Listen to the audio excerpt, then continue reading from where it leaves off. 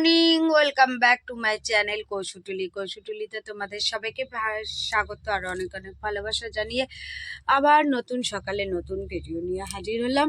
এখন বাজে 7:30। আমি উঠেছি অনেক আগে, উঠে আমি কাটাকুটিগুলো করছিলাম আর দাদাভাই গেছে এখন বাজার থেকে মাছ আনতে গেছে, কেন আজকে সব কিছুই আছে, শুধু মাছটা বাকি আছে।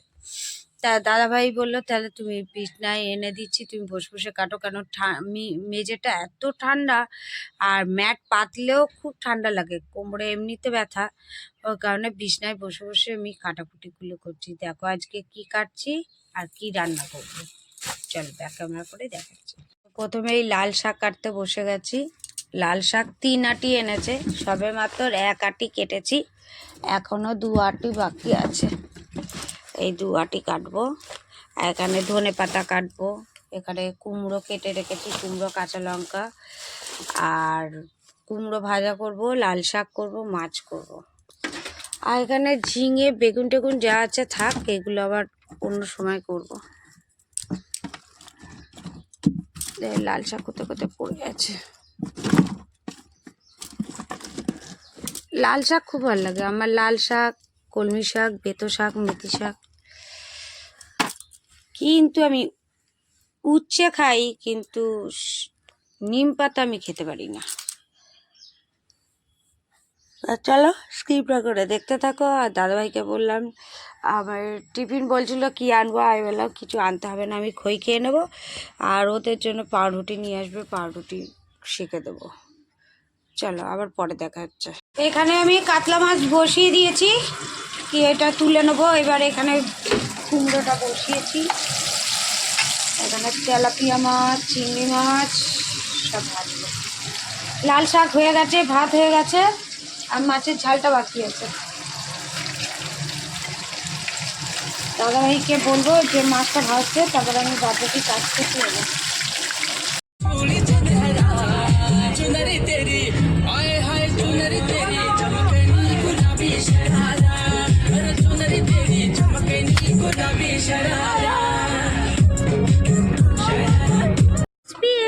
हम तो जूस पियेंगे, जहाँ पे देखेंगे वहाँ पर हम लोग जूस पियेंगे। सबाई এখন জুস খাচ্ছে। बढ़िया बढ़िया। चूड़ियाँ बजाऊं के बजाऊं कंगना,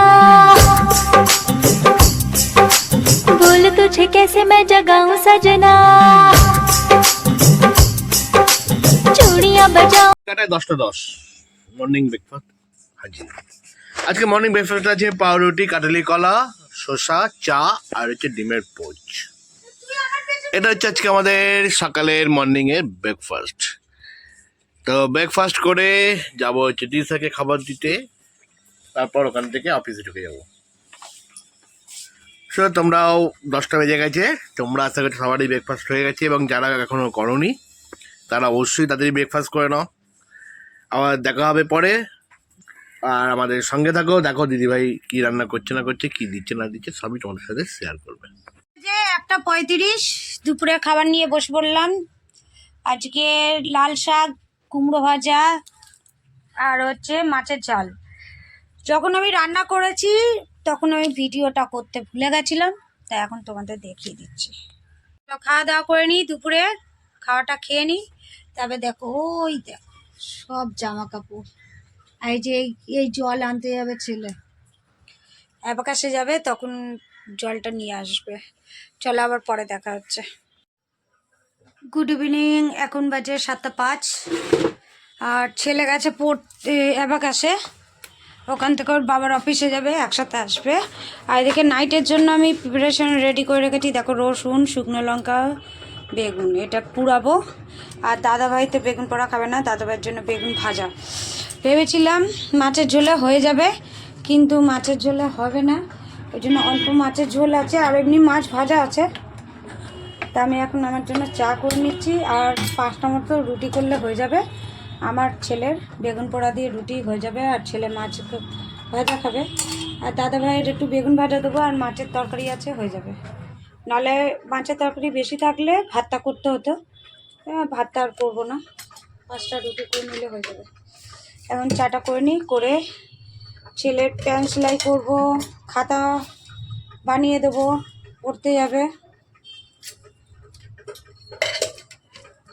চলো পরে আবার দেখা হচ্ছে। পড়ে আসলো, এসে নিজের জমানো পয়সা দিয়ে চপ নিয়ে আসলো আর নিজের জন্য চা করে আনলো।